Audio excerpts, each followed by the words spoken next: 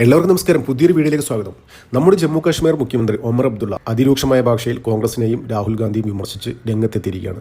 കഴിഞ്ഞ ദിവസം PTIക്ക് നൽകിയ ഒരു ഇന്റർവ്യൂവിൽ ഒമർ അബ്ദുള്ള രാഹുൽ ഗാന്ധിയെ അതിരൂക്ഷമായ ഭാഷയാണ് വിമർശിച്ചത്. എന്താണെന്ന് വെച്ച് കഴിഞ്ഞാൽ, അതായത് ഈ കോൺഗ്രസും രാജ്യത്തെ മറ്റ് പ്രതിപക്ഷ പാർട്ടികളും EVMനെ കുറ്റം പറഞ്ഞ് പാർലമെന്റിൽ ബഹളം വെക്കും, നിരന്തരമായി വർഷങ്ങളായി, അതായത് കുറേ നാളുകളായി ബഹളം വെക്കുന്നത്.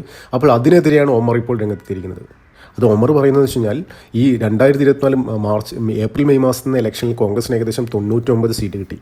അപ്പോൾ അന്നൊന്നും ഈ പ്രശ്നം വന്നില്ല. അന്നൊക്കെ അവർ പറഞ്ഞിരിക്കുന്നതെന്ന് വെച്ചാൽ, ഇത് ജനാധിപത്യത്തിൻ്റെ വിജയമാണ്, ജനങ്ങളുടെ വിജയമാണ്, മോദിക്കെതിരെയുള്ള മാൻഡേറ്റാണ്, പാർട്ടിയുടെ വിജയമാണെന്നൊക്കെ പറഞ്ഞ് അവർ അത് തോറ്റു, അധികാരത്തിലെത്തില്ല. പക്ഷേ അവർ ജയിച്ച മാതിരി അവർ സെലിബ്രേറ്റ് ചെയ്തു. അപ്പോൾ അന്നൊന്നും EVMന് കുറ്റമുണ്ടായിരുന്നില്ല. പക്ഷേ അത് കഴിഞ്ഞ് ഓരോ സ്റ്റേറ്റിലേക്ക് നടന്ന അസംബ്ലി ഇലക്ഷനിൽ തോറ്റപ്പോഴും ഇപ്പോൾ EVMന് അവർക്ക് വിശ്വാസമില്ല. അത് എവിടുത്തെ ന്യായമാണെന്നാണ് ഒമർ അബ്ദുള്ള PTI കൊടുത്ത ഇൻ്റർവ്യൂവിൽ പറഞ്ഞത്. അതുമാത്രമല്ല, ഒമർ പറഞ്ഞത് മറ്റൊരു സുപ്രധാനപ്പെട്ട കാര്യമുണ്ട് കേട്ടോ.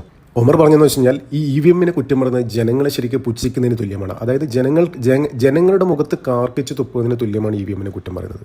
അതിനൊരു കാരണമാണ് 2024 ലോക്സഭ ഇലക്ഷനിൽ അവർക്ക് ഇത്ര സീറ്റ് കൊടുത്ത് ഇതേ EVM ആണ്.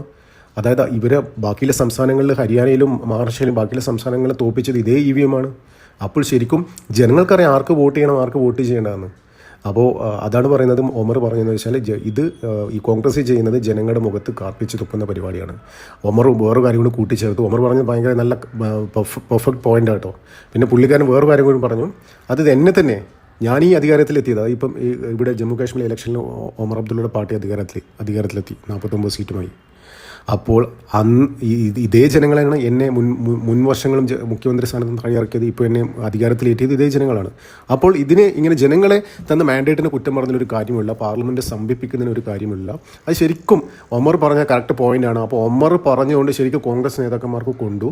അതിനുശേഷം കോൺഗ്രസിൻ്റെ പല എംപിമാരൊക്കെ വന്ന് ഒമറിനെതിരെ തിരിയുന്നുണ്ട്. അതായത് അവിടെ ഈ EVMനെ എല്ലാവരും കുറ്റം പറഞ്ഞു. ഞങ്ങൾ മാത്രമല്ല, SP പറയുന്നുണ്ട്, പിന്നെ NCP പറയുന്നുണ്ട്, പിന്നെ ശിവസേന UBT ടീം പറയുന്നുണ്ട്. എല്ലാവരും ഇതിനെതിരെ പറയുന്നു. താങ്കൾക്ക് മുഖ്യമന്ത്രി ആയതിനു ശേഷം എന്താണ് ഒരു മനമാറ്റം എന്നാണ് ചോദിക്കുന്നത്. രാഹുൽ ഗാന്ധിക്കും EVMനും വിശ്വാസമില്ലെങ്കിൽ എന്തിന് തെരഞ്ഞെടുപ്പിൽ മത്സരിക്കൂ എന്നാണ് ഒമർ അബ്ദുള്ള ചോദിക്കുന്നത്. അത് ശരിക്കും നല്ലൊരു പോയിന്റാണ്. ഇത്തരത്തിൽ EVMയിൽ വിശ്വാസം ഇല്ലെങ്കിൽ കളഞ്ഞിട്ട് പോടേ എന്നുള്ള സെറ്റപ്പിലാണ് ഒമർ അബ്ദുള്ള ഇൻ്റർവ്യൂവിൽ പറഞ്ഞത്. ശരിക്കും ഇന്ത്യ മുന്നണിയിൽ ഈ രാഹുൽ ഗാന്ധിയും കോൺഗ്രസ് പാർട്ടിയും ശരിക്കും ഒറ്റപ്പെട്ടിരിക്കുകയാണ്. ഈ അദാനി വിഷയവും EVM വിഷയവും ഉന്നയിച്ച് നിരന്തരം പാർലമെൻറ്റ് ഇങ്ങനെ സ്തംഭിപ്പിക്കുന്നതിൽ രാജ്യത്തെ പ്രതിപക്ഷ പാർട്ടികളിൽ ഒമറിനും താല്പര്യമില്ല, മുഹമ്മദക്കും താല്പര്യമില്ല, അങ്ങനെ പല ആൾക്കാർക്കും തീരെ, എന്തിന് SP പോലും താല്പര്യമില്ല. അതായത് ഇങ്ങനെ നിരന്തരം അദാനി EVM ഒക്കെ ഉപയോഗിച്ചിട്ട് പാർലമെൻറ്റ് നടപടിക്രമങ്ങളെ സ്തംഭിപ്പിക്കുന്നതിൽ ഇവർക്കൊന്നും താല്പര്യമില്ല. ശരിക്കും ഈ കോൺഗ്രസ് ഒറ്റപ്പെട്ടിരിക്കുകയാണ്. ഇന്ത്യ സഖ്യത്തിൽ ഇവർ ഒറ്റപ്പെട്ടിരിക്കുകയാണ്. അപ്പം മമത പോലും രാഹുൽ ഗാന്ധിയെ നേതൃത്വത്തിൽ ഇന്ത്യ മുന്നണിയിൽ കോൺഗ്രസ് വേണ്ട, അതായത് മമത നയിക്കട്ടെ എന്ന സെറ്റപ്പിലാണ് തൃണമൂൽ കോൺഗ്രസ് പോലും. അത് ഇദ്ദേഹത്തിന് ഒരു ലീഡിങ് ഒരു ക്യാപ്പബിലിറ്റി ഇല്ല.